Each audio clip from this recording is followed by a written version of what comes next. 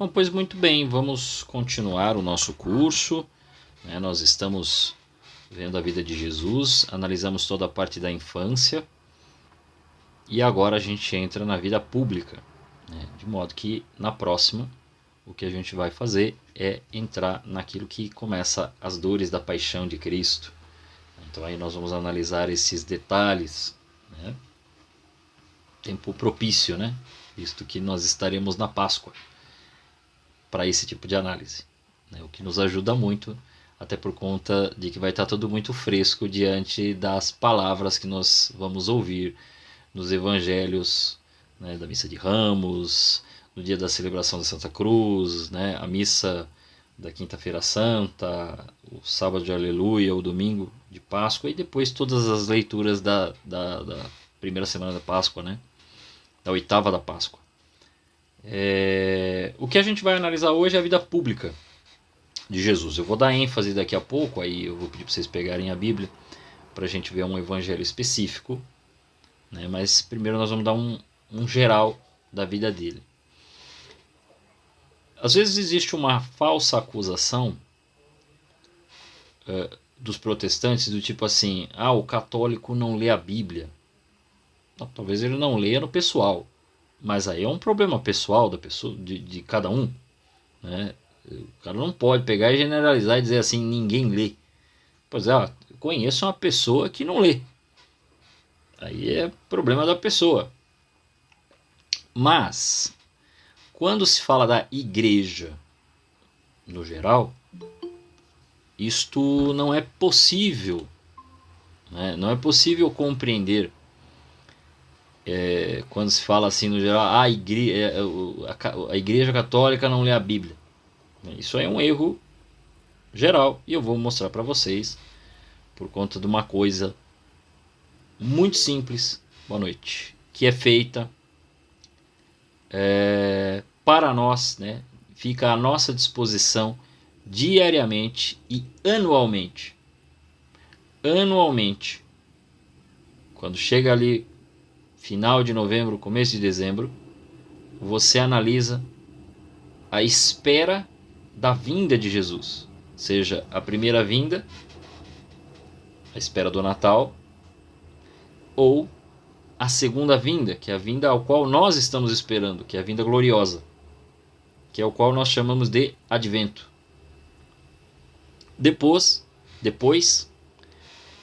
nós meditamos o nascimento de Jesus, o Natal. Comemoramos o nascimento de Jesus. E todas as ações e fatos decorrentes até a Epifania, né, que novamente, Epifania quer dizer manifestação de Deus. Então nós meditamos aí o período do Natal com todas as situações e muito do que foi explicado na semana passada. E então, logo depois inicia um tempo que é o maior tempo de meditação que a igreja faz, que é chamado de tempo comum, que tem uma parte menor ali no início do ano e depois uma parte maior após Pentecostes. E essa parte ela tem como finalidade mostrar a vida pública de Jesus, os sinais que acompanham, os milagres e outras ocasiões que vão sendo apresentadas ali da vida de Jesus, pregando o evangelho e manifestando já às pessoas, né, quem ele é. Nessa primeira parte, após o tempo comum, começa após o carnaval, a quaresma, né, que tem ali em lembrança aos 40 dias de Jesus no deserto, nós também fazemos esses 40 dias de preparação para a Páscoa, né, que também remonta os 40 anos do povo de Deus no deserto. Então está tudo ligado ali, os 40.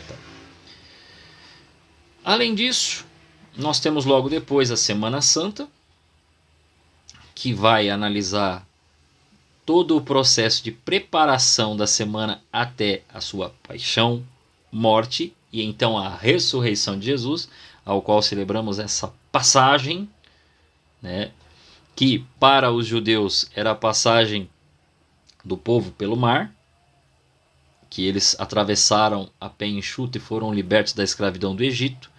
Para nós é a passagem, né, a vitória de Jesus sobre a morte, ao qual ele passa. Isso vai ser explicado mais para frente, mas ele vai passar, vai morrer, vai vencer a morte, vai pegar todos os justos e levar para o céu, e depois vai aparecer para os apóstolos. Então aí vai ser a comprovação, a confirmação na sua ressurreição e vitória de Jesus sobre a morte. Então o povo que estava no pecado, né, o povo que andava nas trevas, viu uma grande luz, né? E aí a gente já não mais escravo do faraó, mas agora escravo do pecado, vamos ser libertos por Jesus. E logo depois aí a gente tem 50 dias de Páscoa, né? A Páscoa é um tempo longo, é um tempo de 50 dias, e que termina com a festa de Pentecostes. Então na festa de Pentecostes é o último dia da Páscoa, começa o tempo comum. Então a partir daí já é tempo comum, né? Porque depois vem a Ascensão na outra semana, depois vem Corpus Christi.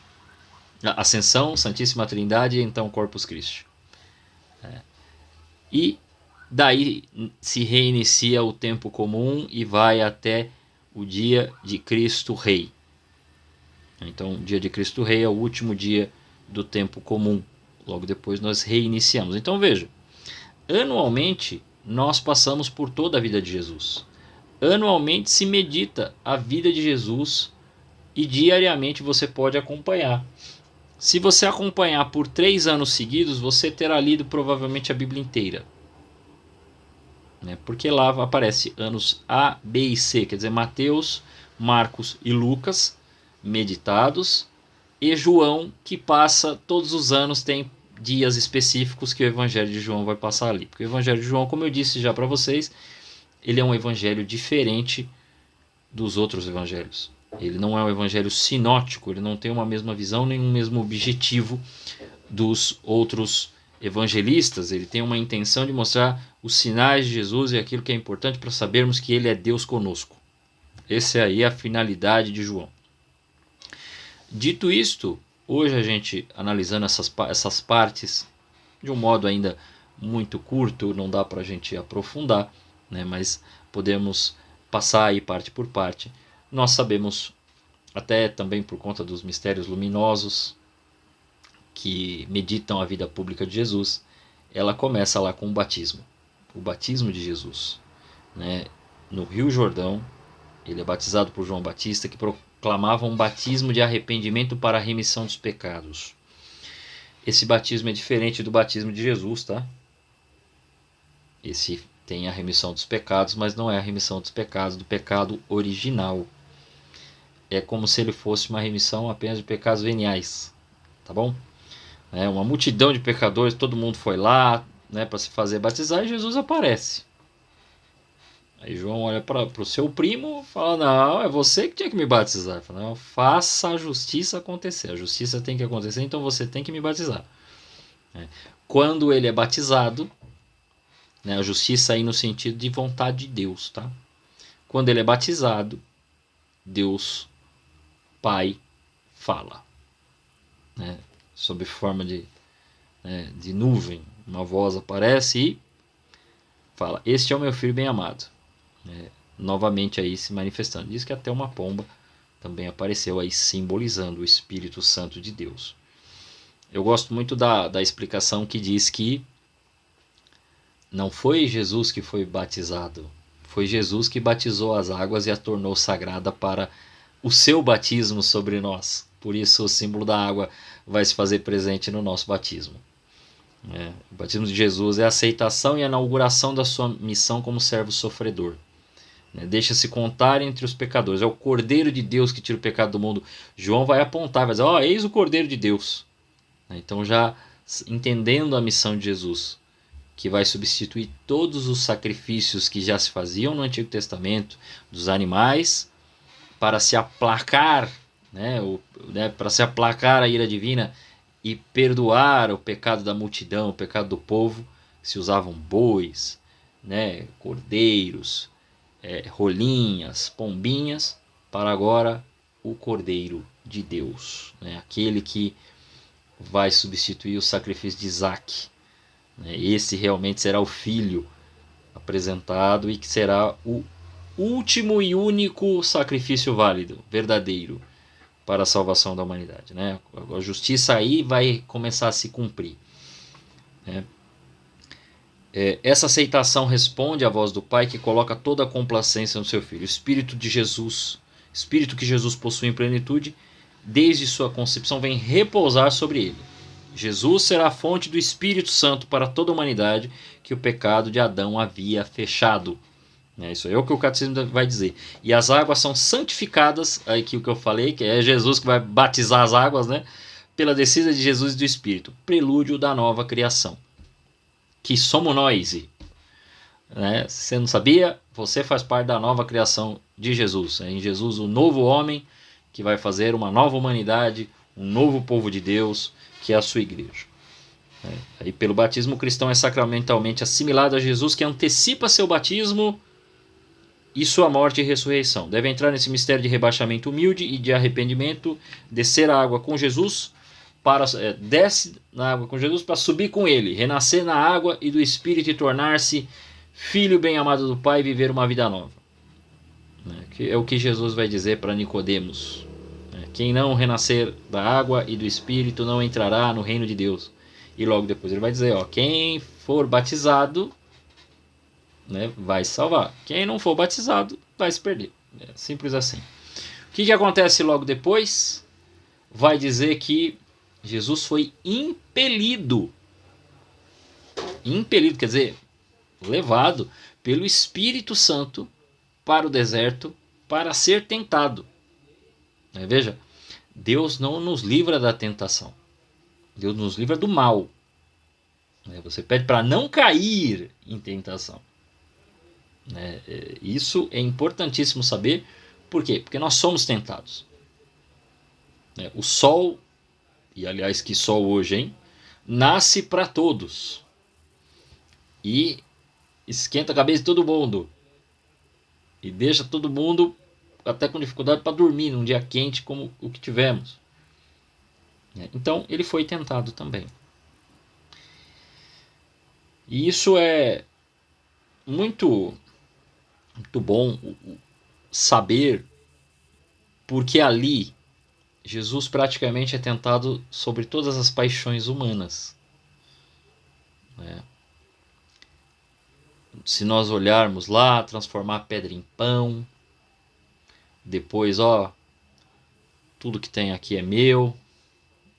Então, você vê lá aquelas paixões mais básicas como a gula, a luxúria, a avareza, a vaidade, né?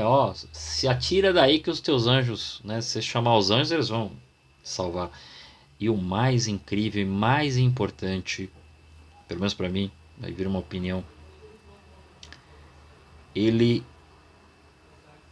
nessa hora, o demônio utiliza o Salmo 90, utiliza uma passagem bíblica para justificar e explicar o que ele queria que Jesus fizesse, deu uma base bíblica. Quando eu falo para vocês que o que nos dá autoridade bíblica e o que nos explica é a igreja, é porque esse tipo de maluquice pode acontecer. O demônio pode utilizar-se da Sagrada Escritura, né, para perverter aquilo que Deus disse e dar uma nova explicação. Bom, vocês veem aí. Né? Nós temos hoje, fora a Igreja Católica, 44 mil denominações que se dizem cristãs. E já tem mais.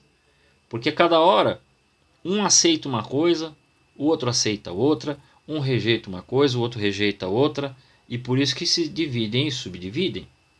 Né? Mas quem divide é o diabo. Mas a pessoa é boa. Mas eu não estou aqui para questionar o caráter da pessoa. Eu nem acho que essas pessoas fazem por maldade, gente. Nem acho que essas pessoas estão de sacanagem. Eu acho que tem gente de boa intenção, de bom coração mesmo.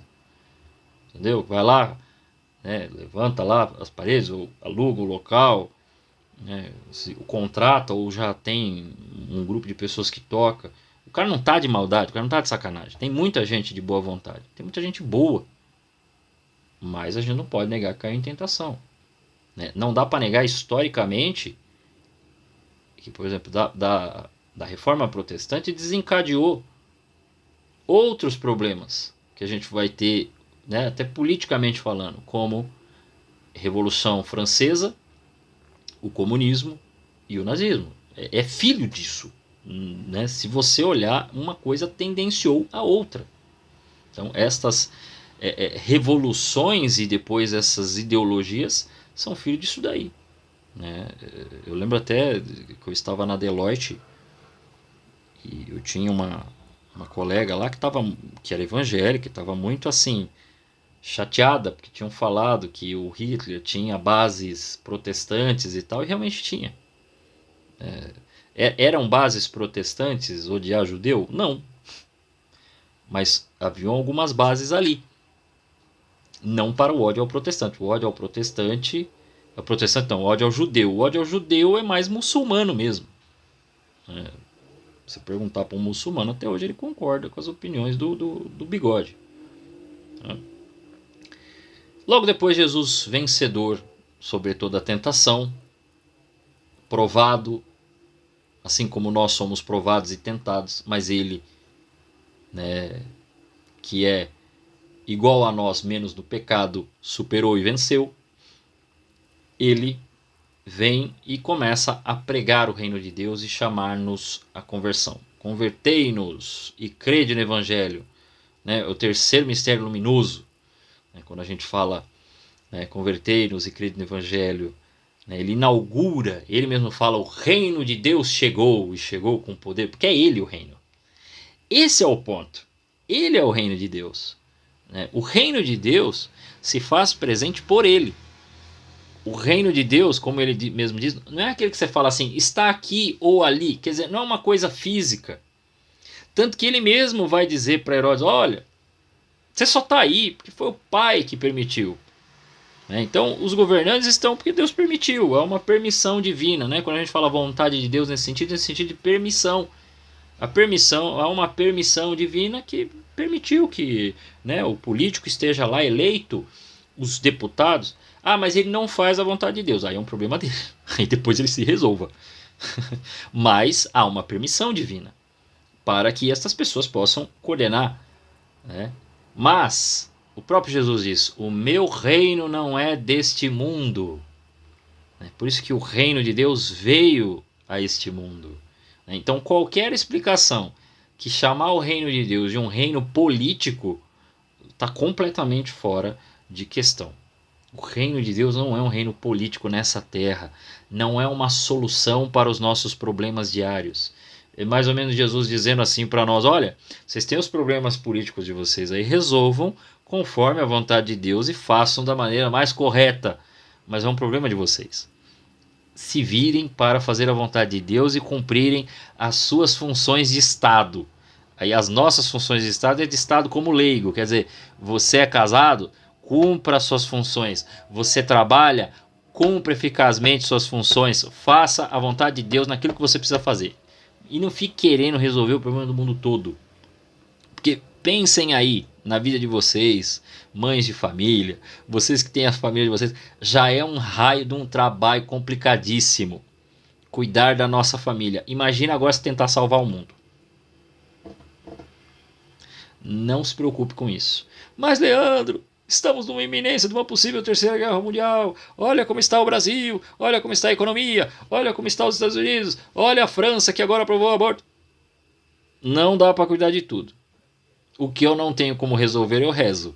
Eu tenho como resolver os problemas do Brasil? Não, eu rezo pelo país. Então quando a gente reza o terço, a gente fala pelo país, pela nação, pelo governante. Você tem mais alguma coisa para fazer? Se você tem algum poder de ação, faça. Aí senão você está sendo indolente.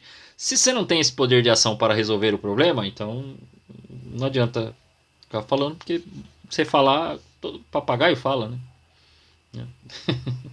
Então Jesus começa a anunciar o reino de Deus, dizendo a quem ele pertence, aos pequeninos, aos pobres. Pobres aqui pode ser pobre financeiramente? Sim, claro. Mas é só os pobres financeiramente? Claro que não. Porque senão já pensou, as pessoas que têm dinheiro não podem se salvar? Há um erro aí.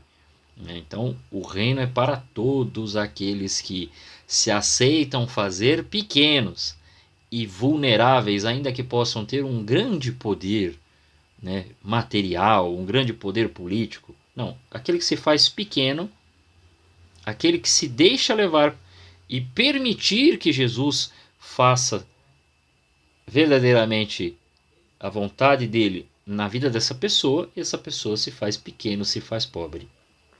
Por que a gente diz isso? Porque para não... senão já pensou, pessoas que moram em Alphaville já estariam condenadas. E não é isso. E nós, né, pelo menos eu morei em Carapicuíba por 30 anos, né, e Carapicuíba por um tempo, não sei hoje, mas no tempo em que morei, lembro que nas estatísticas estava entre as cidades mais pobres do Brasil. E assim, a gente conhece muita gente orgulhosa, até a gente mesmo, né? Vaidosa, até a gente mesmo, né?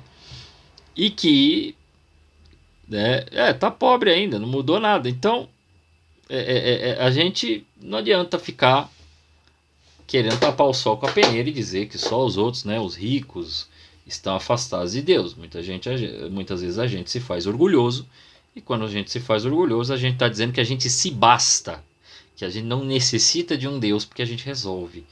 E quantas vezes nós fomos orgulhosos, nós fomos mesquinhos, nós nos afastamos de Deus porque a gente achava que resolvia todos os problemas. Então, não é uma questão financeira, não é uma questão de classe, é uma questão de verdadeira entrega e verdadeira disposição do coração para se fazer, né? Aí sim você entra no mistério da santa pobreza. Então não é uma questão de dinheiro. Até porque senão não teríamos uma Santa Rita de Cássia, né? Já te respondo. Santa Rita de Cássia, que era rica. Você tem reis que foram canonizados, que deram a vida por Jesus. Essas pessoas não teriam o reino de Deus? E aí tem aquela passagem do jovem rico que chega lá e pergunta para Jesus, né? O que eu devo fazer para ter o reino? Ele falou, bom, segue os mandamentos. Ele falou, eu sigo o mandamento desde a infância. Eu falei, então tá bom, só uma coisa te falta. Vai, vende tudo que tens e segue-me. Ele fica muito triste, vai embora. Ele fala assim, como é difícil para os ricos, né? Mas veja, ele fala, como é difícil para os ricos adentrar o reino de Deus. É mais fácil um camelo passar pelo buraco da agulha do que um rico entrar no reino dos céus. E aí Pedro, que era pobre, isso aí em Mateus 20, Pedro, que era pobre, fala, então quem pode se salvar? Opa, ele está se considerando, então ele entendeu que não tá falando de rico financeiro. Primeiro ponto. Segundo, o que é o buraco da agulha? O buraco da agulha, para a entrada em algumas cidades, havia no muro, além da abóbada da entrada principal, você tinha uma outra janelinha que tinha uma coisa que era um buraquinho pequeno, que mal dava para passar uma pessoa. Aquilo ali era chamado de buraco da agulha. Então não é agulha de linha, tá? Se vocês quiserem, depois deem uma procurada. Não é um vídeo antigo, então se você andar um pouquinho lá na playlist, né, nos vídeos do meu canal, tem lá essa foto do buraco da agulha. E lá eu trago as explicações, né, que nem são minhas, são dos santos padres, o povo da patrística ali, Santo Agostinho e companhia, explicando o que é esse raio desse buraco da agulha. Existe também buraco da agulha no sentido de corda, a corda mesmo, de marinheiro, e tinha um buraco lá. Mas acredita-se que Jesus tenha falado deste buraco da agulha, que era nas entradas das cidades, tinha lá Um buraco que parecia uma chavezinha. E parecia um buraco de agulha, da agulha mesmo que a gente passa a linha. É nesse sentido. Então era mais fácil um camelo passar ali do que uma pessoa que está apegada às suas coisas. Então esse é o rico. Por isso que ele fala que a entrada no reino é apertada. E ele fala, esforçai-vos por entrar na porta estreita. É nesse sentido. Por quê? Porque, como eu expliquei quando nós falamos de oração, a vida espiritual, ela tem aquela fase da primeira conversão, né? A pessoa estava no pecado, estava afastada, ela adentrou. Depois ela vai começar a entender a batalha espiritual, que ela começa a lutar para não mais cometer os pecados graves. Então ela começa a entrar nessa luta para cumprir os mandamentos. Quando ela chega no que seria na terceira fase, ela começa a querer vencer suas imperfeições. E o que Santa Teresa fala é que a gente teria que adentrar para a quarta morada. Para adentrar a quarta morada, você precisa exatamente passar pela porta estreita. Então é necessário um esforço. Por quê? Porque aí você já tem que estar vencendo pecados veniais. Ou seja, as imperfeições, pequenas mesquinharias, pequenas irritações, coisas pequenas que a gente faz que não são pecados graves e que são perdoados no pecado, né, no pecado. São perdoados o pecado venial, por exemplo, no ato penitencial da missa ou na própria comunhão. É aí que adentra a porta estreita. E como a gente muitas vezes é mesquinho, e aí a gente pode contar a história da irmã de Santa Teresinha, que ficou apegada a um alfinete que era todo desenhadinho, né? Esses alfinetes para prender a roupa, e ela prendia aquele, eu esqueci o nome agora a parte de cima do hábito que elas colocam, então ela prende com um alfinete, e ela estava com um alfinete bonito. Uma das irmãs viu, nossa, que alfinete lindo, empresta para mim. E ela ficou meio chateada, a irmã de Santa Teresinha ficou meio chateada, mas emprestou, mas com dor no coração. Santa Teresinha olhou para ela e falou, irmã, é por isso que você não adentra no reino, porque você é muito rica. Eu estou pegando um exemplo bem bobo para você entender o que quer dizer rico. Aí, é o quanto você é apegado.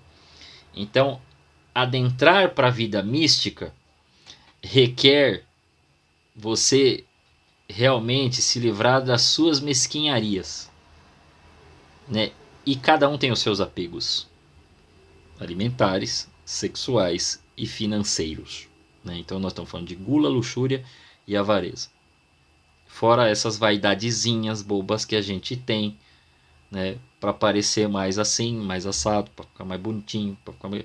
Então, este tipo de desapego é mais difícil, principalmente para nós leigos. Não é à toa que naturalmente nós temos mais santos padres e freiras, né, religiosos, do que leigos, do que casados. Você tem menos. Por quê? Porque esse desapego acontecer realmente ele é muito mais difícil. Porque a gente na vida secular, a gente tem contato muito maior, a gente tem possibilidade de enriquecimento. E aí é o problema do rico. Aí é o problema do rico. Por quê? Porque como ele tem mais facilidade e contato com as coisas, como ele se desapega? Então é aí onde é a grande luta dele. Ele tem mais liberdade financeira, então ele tem mais liberdade para fazer ou deixar de fazer, ou conquistar as coisas, né? Tem um lado bom, porque ele tem alguns prazeres, mas tem o lado ruim, porque ele terá alguns problemas de desapego, né? Mas nós, mesmo tendo um pouco menos, a gente acaba tendo pequenos apegos, pequenas mesquinharias, né? Eu tenho as minhas aqui, né? Os meus egoísmos, né? E eu sei que eu tenho. E são difíceis de serem combatidos diariamente. São difíceis de você pegar e desapegar-se. Cada um tem aí, né, suas coisas ao qual é apegado, ao qual não deixa de fazer, as suas pequenas vaidades. Aí quando eu estou falando de vaidade, também não estou falando de você se cuidar, ou cuidar do seu visual, ou se maquiar. Não é isso. É o quanto isso toma o lugar das outras coisas. Né? Por quê? Porque também há uma necessidade, isso aí, o 7º mandamento fala de cuidado da saúde e de cuidado do bem-estar. Então, isso precisa ser feito. Agora, qual é o justo equilíbrio? Essa é a beleza e a luta da coisa. A beleza da coisa está realmente na luta. Deus quer nos ver lutar. Então, é assim que começa. Né? Tudo isso a gente vai mais para frente falar um pouco mais da moral cristã e vendo o quanto é difícil para nós essa caminhada. Mas é legal poder trazer aqui um pouco. Né? A partir daí, Jesus começa os sinais que estão muito bem identificados nos 4 evangelhos. Né? João faz questão de dar 7 sinais, 7 é sinal de perfeição. Tá? Sempre que você vê o número 7 no evangelho, na Bíblia como um todo, é o sinal de perfeição. 12 é sinal de totalidade. Tá bom? Então, por isso, 12 apóstolos, 12 tribos de Israel, né? E 40 sempre está ligado a estas questões de tempo. 40 anos no deserto, 40 dias e 40 noites do dilúvio. Né? Mas veja, Deus cria o mundo em 6 dias e no 7º ele descansa. Né? Então, você vê que tem sempre essa ligação do 7, criação do 3 também. Né? Trindade, 3 dias. Então você vai vendo que os números, esta numerologia bíblica, não confundir com a esotérica, pelo amor de Deus, essa numerologia bíblica tem estes sinais para você linkar. Então sempre que você vê 7, perfeição. Então, e outra, todos esses milagres, todos esses prodígios é a manifestação do reino de Deus. Não existe milagre que Jesus fez para curar alguém, para salvar alguém, para libertar não sei o que, só por ele em si. Então Deus não está curando um cego, não está curando o leproso, não está curando o doente, não está tirando a sogra de Pedro da febre, que podia ser uma outra coisa, né? Porque a febre é um sintoma, não é uma doença. E outras coisas, não é pela cura em si, mas ali é um sinal para uma mudança de vida. Então, não é simplesmente, e talvez um dos milagres mais bonitos que eu acho que talvez uma das passagens mais lindas, teve uma época que eu ficava meditando muito, que é a mulher do fluxo de sangue. Eu acho que é um dos milagres mais bonitos que tem. Essa mulher padeceu 12 anos com um problema. Bom, só tem mulheres aqui tirando eu. Aqueles dias, mulheres, aqueles dias são terríveis, né? Altera o humor, a pele, eu sei que vocês falam, altera o humor, a pele, né? Você fica emocionalmente, não fica bem às vezes, ou às vezes aí precisa, né, de alguma coisa para tentar ficar legal, às vezes se sente mal, às vezes se sente feia, às vezes se sente... Eu sei porque vocês falam, as mulheres falam, é um dia, é uma semana terrível, porque eu me sinto mal, eu me sinto feio, eu me sinto esquisito, não sei o que, e tal e tal. Agora imagine uma mulher com fluxo de sangue por 12 anos seguidos. Não é 7 dias, não é uma alteração de um dia, né? Ah, não, ó, eu tive um... Nossa, veio rápido, né? Nossa, aconteceu isso, né? Não, 12 anos seguidos, gente. Essa mulher provavelmente estava pálida quando ela chegou na frente de Jesus. Porque é uma hemorragia que não passa. E aí diz que ela, nessa situação, ela procurou gente de tudo quanto era, né? Onde tinha alguma coisa, ela estava indo. Ia para tudo quanto é religião diferente, procurou doutores, procurou médicos, procurou especialistas, procurou pessoas de outras religiões. 12 anos nessa situação. Que desespero. 12, o que significa 12? Totalidade. Então essa mulher estava totalmente perdida. Ela estava totalmente perdida. E aí, ouviu falar de Jesus. ela conseguiu falar com Jesus? Não. Mas ela tinha uma meta. Ela falou, se eu tocar na orla do manto de Jesus, eu vou me salvar. Eu vou ser curada. Né? Curar e salvar, em latim, inclusive em italiano, significa a mesma coisa. Santé, de saúde. Né? Você vai se santificar. Então ela entendia que aquilo ia purificá-la, não só fisicamente, mas interiormente. Aqueles 12 anos de desprezo e tudo mais se configuram num desespero tremendo, porque havia uma grande multidão ao redor de Jesus. Essa mulher tenta entrar no meio, e aí deixa eu só lembrar uma coisa. Esta mulher provavelmente não só por um problema do fluxo de sangue e tudo mais, mas, gente, não existia. Como é que é o nome hoje? Always. Não existia isso. Não tinha. Eu tô querendo falar o nome certo e eu tô esquecendo. Se vocês lembrarem o nome do objeto qual vocês precisam usar no momento da menstruação, vocês me ajudem, por favor.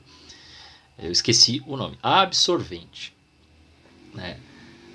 Os absorventes não existiam nessa época. Era no máximo uns panos que colocava. A mulher era considerada impura. Não podia chegar perto de ninguém. Né? Isso lei mosaica, tá, gente? Lei mosaica, não é lei cristã. Isso no cristianismo nunca foi dito. Em Jesus as coisas se equalizam como tem que ser. Isso aí vai ficar claro quando a gente meditar o matrimônio. E ela entra no meio do povo, então.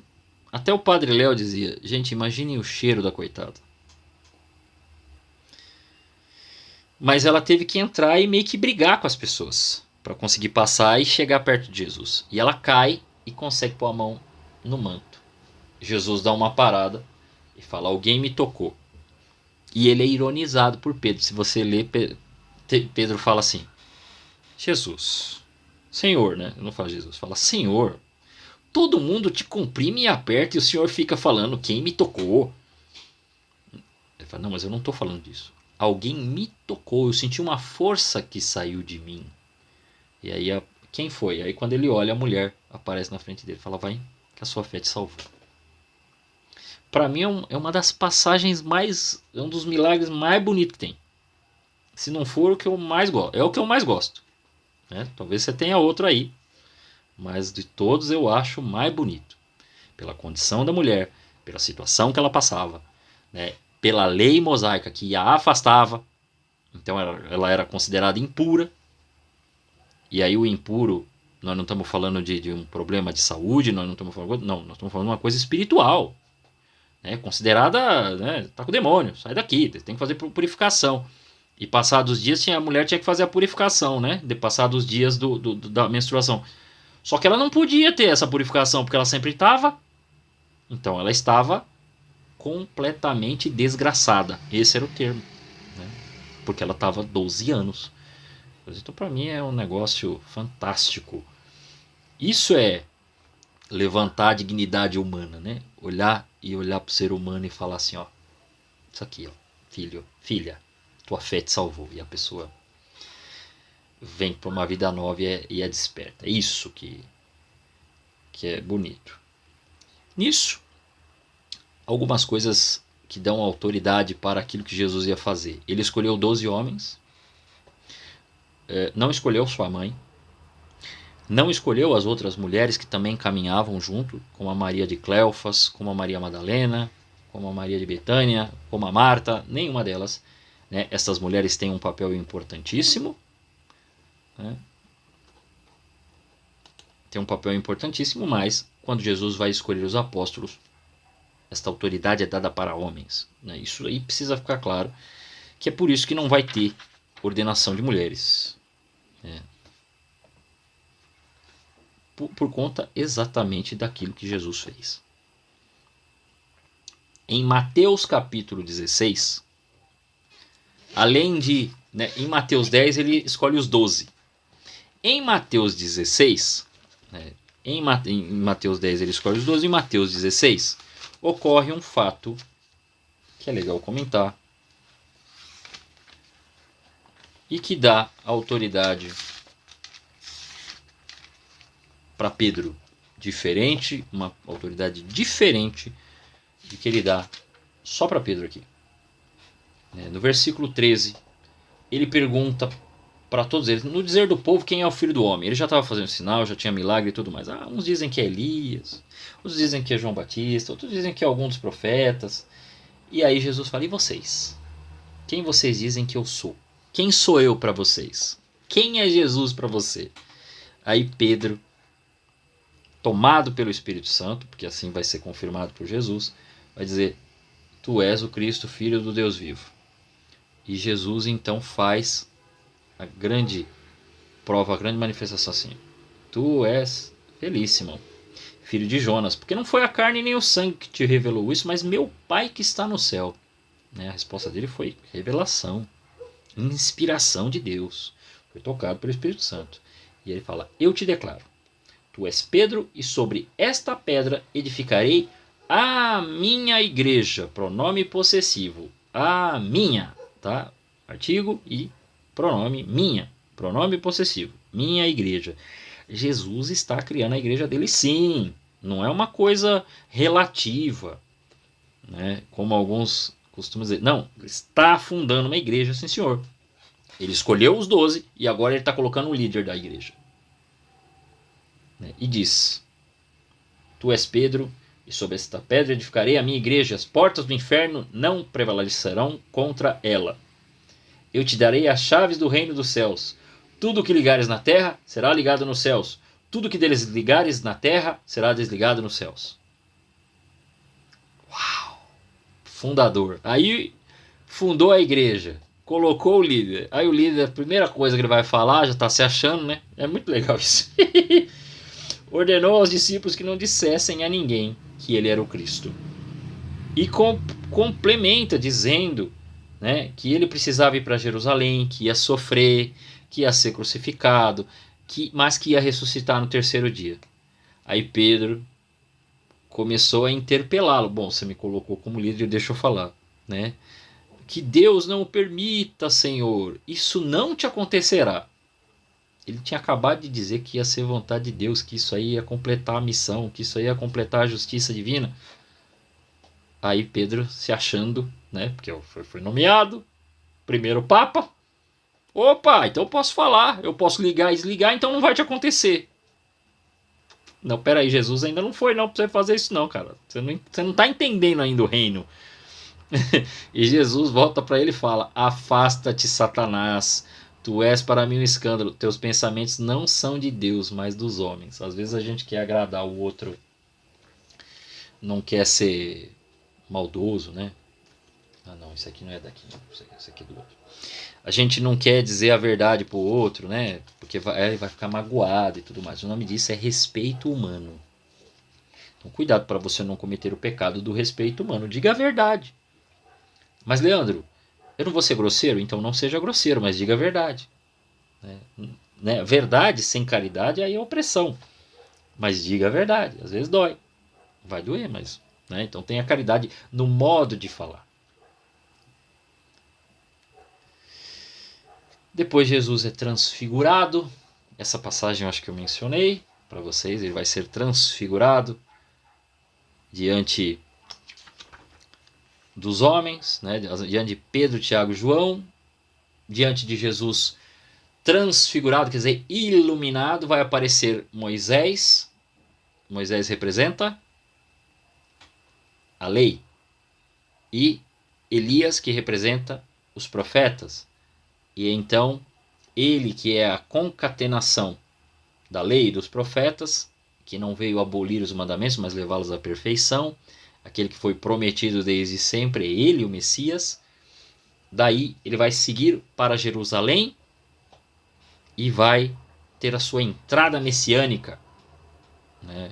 Em Jerusalém, que todo mundo o recebe com ramos e palmas nas mãos, gritando, Hosana ao filho de Davi, bendito que vem em nome do Senhor. né? E daí entra a semana da Páscoa, né? Que a gente vai meditar a semana da Páscoa muito em breve. Na semana que vem a gente começa a falar da paixão de Jesus, da morte e depois da ressurreição, da ascensão e Pentecostes. A gente vai chegar nisso, porque aí depois também a gente vai analisar quem é o Espírito Santo. Mas eu sei que a gente vai acabar passando um pouquinho das 10, assim, mas eu não vou passar muito não, mas eu preciso terminar mencionando um evangelho para vocês. O evangelho de João, capítulo 6, que vai ficar de lição de casa. Lê-lo inteiro, ok? Então, lição de casa, leia o capítulo 6 inteiro. Do Evangelho de João, tá? Capítulo 6 do Evangelho de João. Por quê? Esse evangelho é o maior capítulo dos evangelhos. O maior capítulo. Ele começa com a multiplicação dos pães. Depois Jesus anda sobre as águas e assusta o pessoal, né, que estava no meio daquela agitação do mar, né, que pensavam que era um fantasma. E depois, no dia seguinte, do outro lado, o povo começou a procurar Jesus. Por quê? Porque tinha tido o milagre da multiplicação dos pães. Todo mundo comeu. Opa, vamos procurar esse Jesus aí que tem comida. Né? E aí vai todo mundo lá procurando Jesus e tal, e encontram ele na outra margem do lago. Quando chegaste aqui, Senhor, lá no versículo 25. Aí Jesus já dá no meio, né? Em verdade, buscai-me não porque vistes os milagres, mas porque comestes os pães e ficastes fartos. Quer dizer, opa, vocês gostaram da comida grátis, né? Vocês gostaram. Né? Sobrou ainda 12 cestos, que beleza. 12 cestos sobraram. Olha o 12, a totalidade, o milagre de Jesus farto. Mas nós temos um símbolo maior aqui, além da totalidade deste milagre. Jesus já está falando de algo, vai começar a falar de uma coisa que está relacionada a ele. Trabalhai, não pela comida que perece, mas pela que dura até a vida eterna, que o Filho do Homem vos dará. Pois nela, Deus Pai imprimiu o seu sinal. Aí o pessoal já... como assim? Que faremos para praticar as obras de Deus? Aí a obra de Deus é esta, que creais naquele que ele enviou. Aí, olha como é a petulância. Os caras comeram, viram o milagre acontecer dos 7 pães e 2 peixinhos e vão fazer a seguinte pergunta. Né? Que milagre fazes tu para que vejamos e creiamos em ti? Qual é tua obra? Nossos pais comeram o maná no deserto. Né? O maná que foi o pão que descia do céu. Toda manhã eles iam lá, pegavam, só que esse aí, vocês vão ver o que Jesus vai falar. E aí, né, segundo o que está escrito, vão jogar a palavra de Deus na cara dele. Ó. Deu-lhes de comer o pão vindo do céu. Salmo 77, 24. Jesus respondeu-lhes. Em verdade vos digo, Moisés não vos deu o pão do céu, mas o meu Pai é quem vos dá o verdadeiro pão do céu. Porque o pão de Deus é o pão que desce do céu e dá vida ao mundo. Disseram-lhe, Senhor, dá-nos sempre desse pão. Né? Aí Jesus começa a falar uma coisa que vai gerar uma confusão tremenda. Veja, ele vai dizer no versículo 35, Eu sou o pão da vida. Aquele que vem a mim não terá fome. Aquele que crê em mim jamais terá sede. Mas já vos disse, vós me vedes e não credes. Todo aquele que o Pai me dá virá a mim, e o que vem a mim não lançarei fora. Pois desci do céu não para fazer a minha vontade, mas a vontade daquele que me enviou. Ora, esta é a vontade daquele que me enviou, que eu não deixe perecer nenhum daqueles que me deu, mas que o ressuscitaste no último dia. Esta é a vontade de meu Pai, que todo aquele que vê o Filho e nele crê, tenha a vida eterna, e eu ressuscitarei no último dia. Começam as promessas, e ele já se declarando pão. E aí começa a murmuração dos judeus, né? Porque ele disse, eu sou o pão que desceu do céu. Aí começa, ele não é filho de José? A gente conhece a mãe dele. Como é que ele disse que desceu do céu? Aí Jesus, não, parem de murmurar. né? Ninguém pode vir a mim se o Pai que me enviou não atrair, e eu o ressuscitarei no último dia. Ele começa a manifestar sua divindade. Isso está virando um escândalo, está virando um barulhão. Tá todo mundo, como assim? Como assim? Como assim? Tava aquela multidão de pessoas, estavam os apóstolos e estavam os discípulos. O que se supõe é que haviam mais ou menos 60 discípulos. E os 12 apóstolos, haviam 72. Isso é um múltiplo de 12.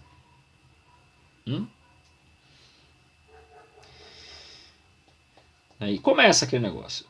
Aí Jesus vai falando: está escrito, todos serão ensinados por Deus. Assim todo aquele que ouviu o Pai e foi por ele instruído vem a mim.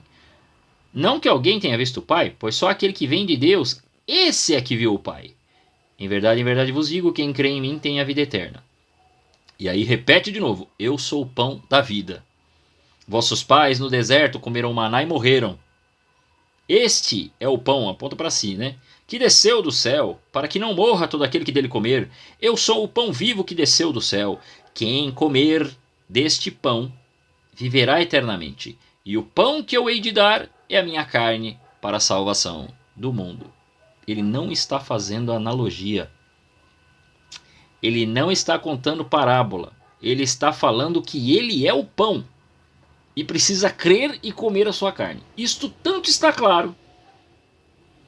Isso tanto está claro que continua a murmuração dos judeus e aí eles falam: como pode esse homem dar-nos de comer a sua carne? Tipo, loucura! Então Jesus lhe disse: em verdade vos digo, se não comerdes a carne do Filho do Homem e não beberdes o seu sangue, não terei a vida em vós mesmos. Quem come a minha carne e bebe meu sangue tem a vida eterna e eu ressuscitarei no último dia. Pois a minha carne é verdadeiramente uma comida e o meu sangue é verdadeiramente uma bebida. Quem come minha carne e bebe meu sangue permanece em mim e eu nele.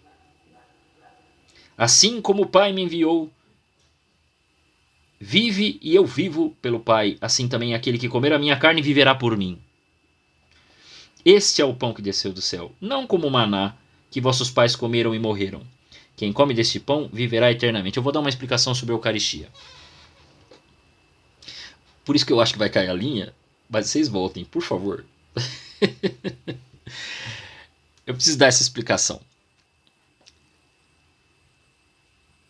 Na Eucaristia está Jesus, corpo, sangue, alma e divindade. Se vocês olharem os protestantes, existe a tal da Santa Ceia que eles fazem. Se você perguntar para todos eles, eles vão dizer: não é igual que os católicos falam. O que nós fazemos é a Santa Ceia, que é uma representação. O que ocorre, o fato que ocorre na Santa Ceia, não é a transubstanciação, que quer dizer a espécie, a forma de pão, a forma de vinho, os elementos químicos permanecem.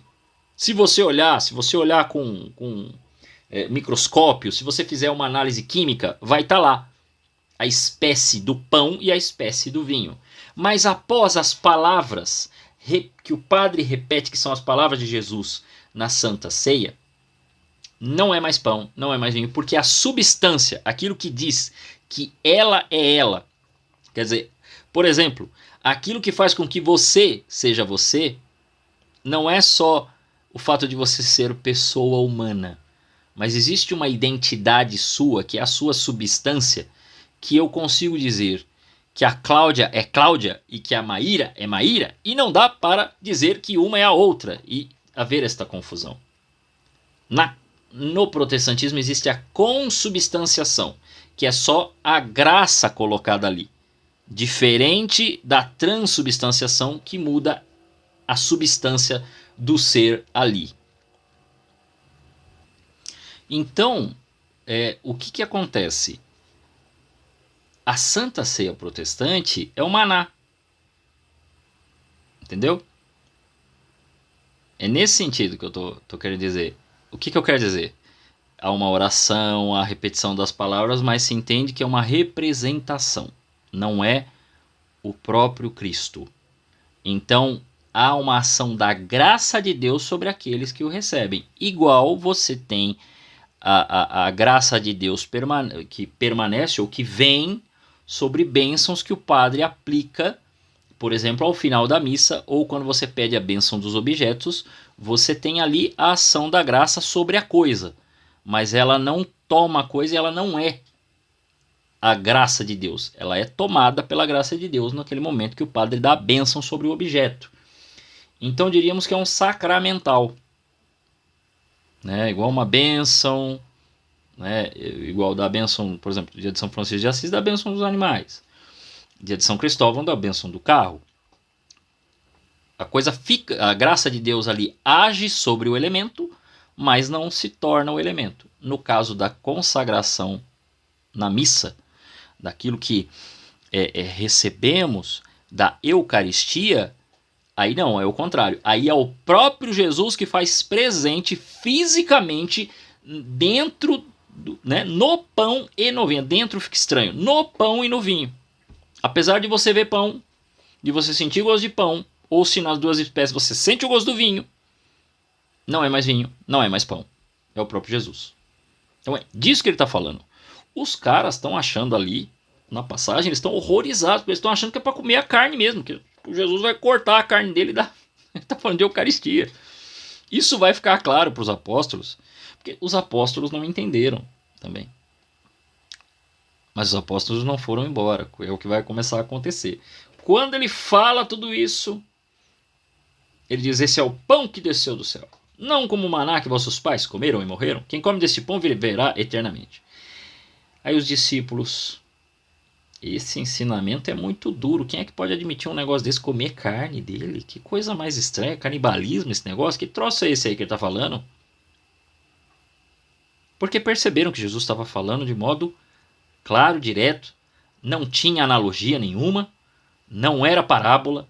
Dessa vez ele estava falando firme, batendo firme. Aí Jesus viu o povo indo embora, todo o outro indo embora, o povão indo embora, discípulo indo embora, olhou para os apóstolos e falou: isto vos escandaliza? O povo estava indo embora ainda, né? Estavam murmurando. Isso vos escandaliza? Que será quando virdes o Filho do Homem? Né? Que será quando virdes subir o Filho do Homem para onde ele estava antes? Quer dizer, indo para o céu. O espírito que vivifica, a carne de nada serve. As palavras que vos tenho dito são espírito e vida. Mas há alguns entre vós, que não creem. Pois desde o princípio Jesus sabia quais eram os que não criam e quem o havia de trair. Já sabia que tinha gente que estava lá pela modinha, pelo barulho, ele fez uns milagres, vamos seguir, e outros que queriam traí-lo. Essa traição tem um motivo. Quando a gente chegar na questão da crucificação, a gente vai explicar o paralelo de Pedro e Judas para poder entender o que esse pessoal pensava, afinal de contas, né? Por que trair Jesus?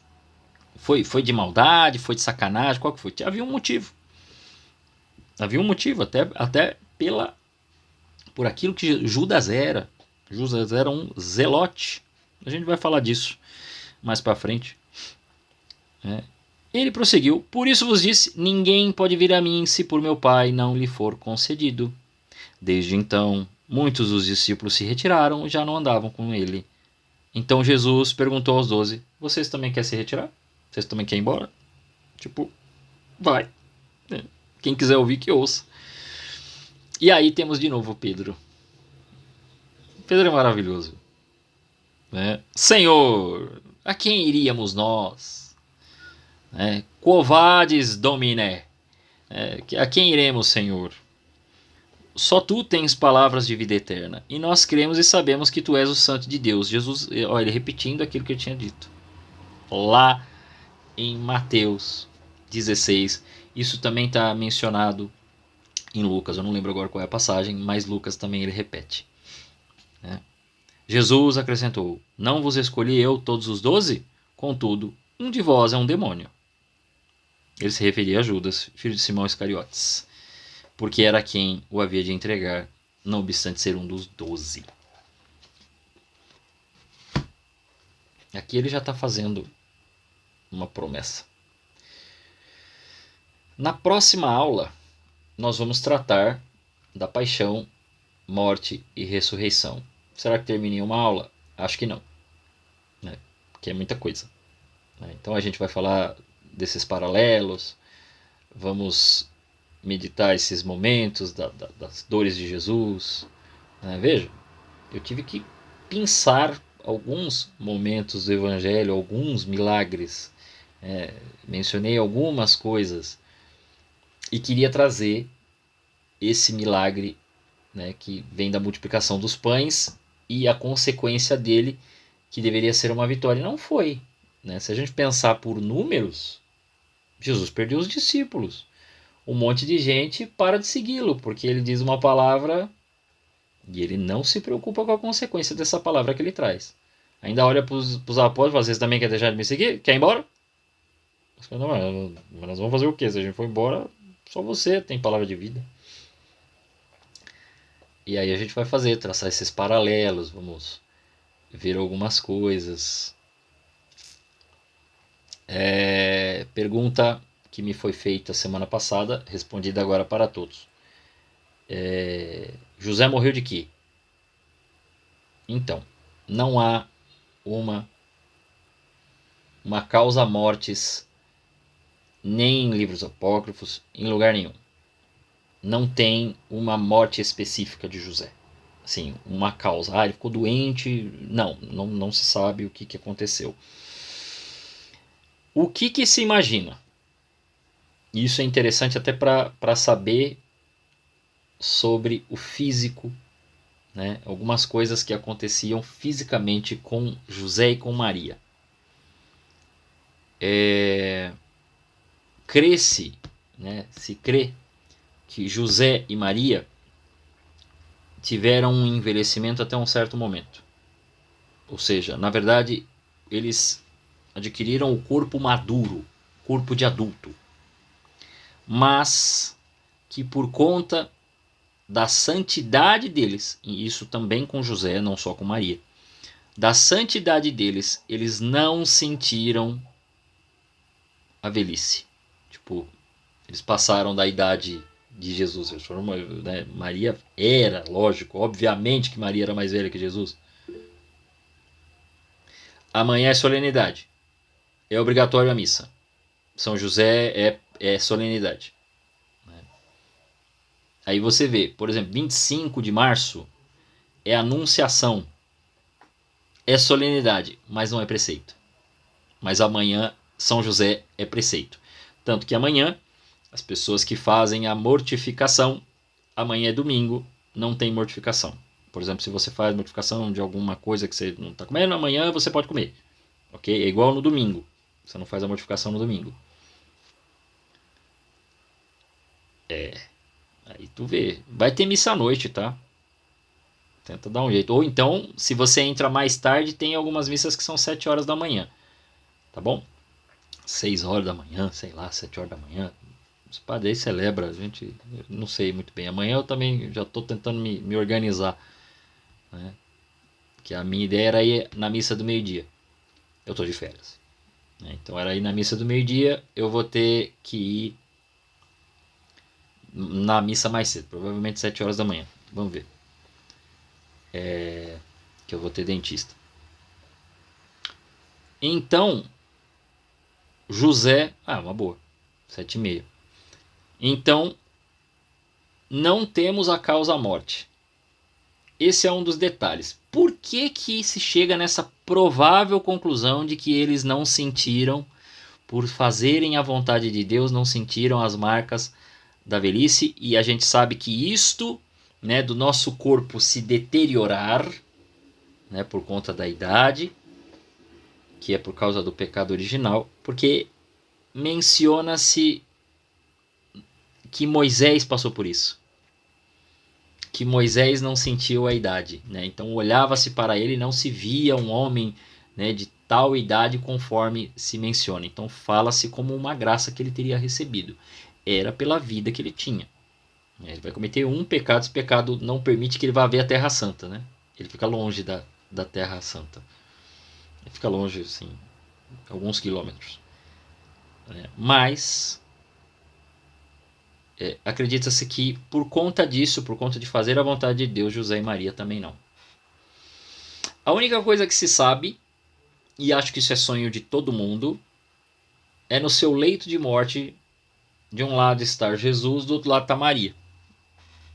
Né? Então, há quem acredita que pode ser que assim como Maria, assim como Jesus, ele também esteja também já com o corpo ressurrecto. Isso é teoria, não temos, isto não é dogmático.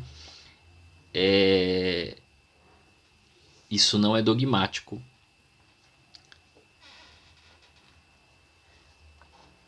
Eu já vou ver já a sua pergunta. Eu já respondo.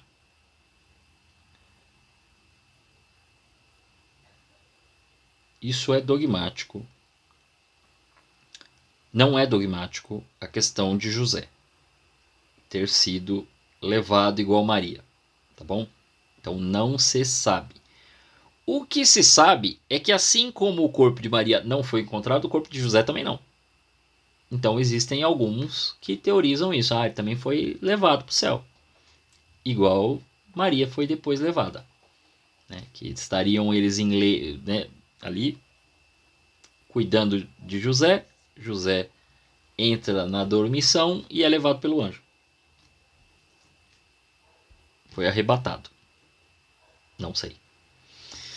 Pergunta. Não, porque eu não quero, eu chego tarde e não consigo, porque 7h30 da manhã eu já estou no ônibus. Pego o ônibus às 8h20. Pois é, então. Eu sei que existem essas situações aí no meio da semana, não é feriado.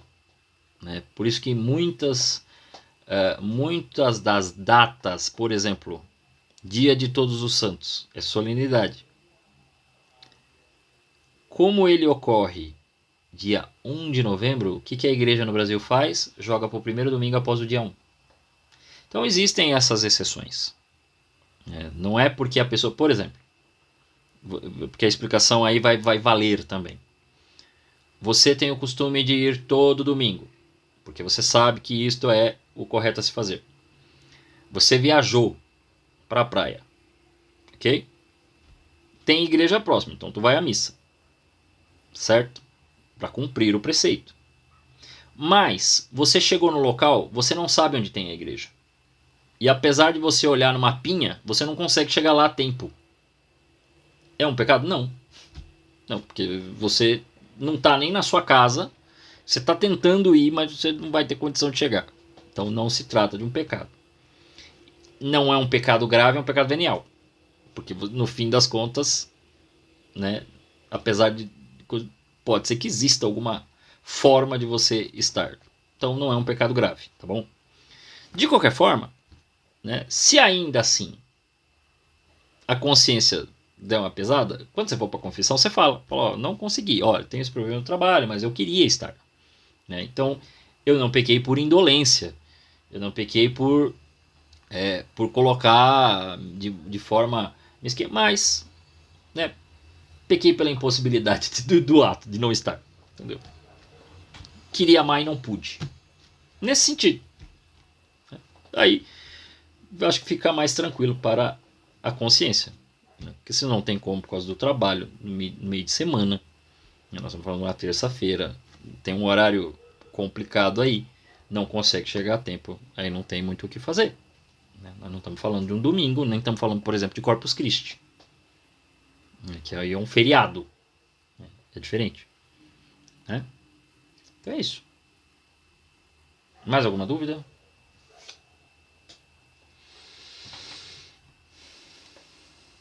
Alguém tem mais alguma dúvida aí?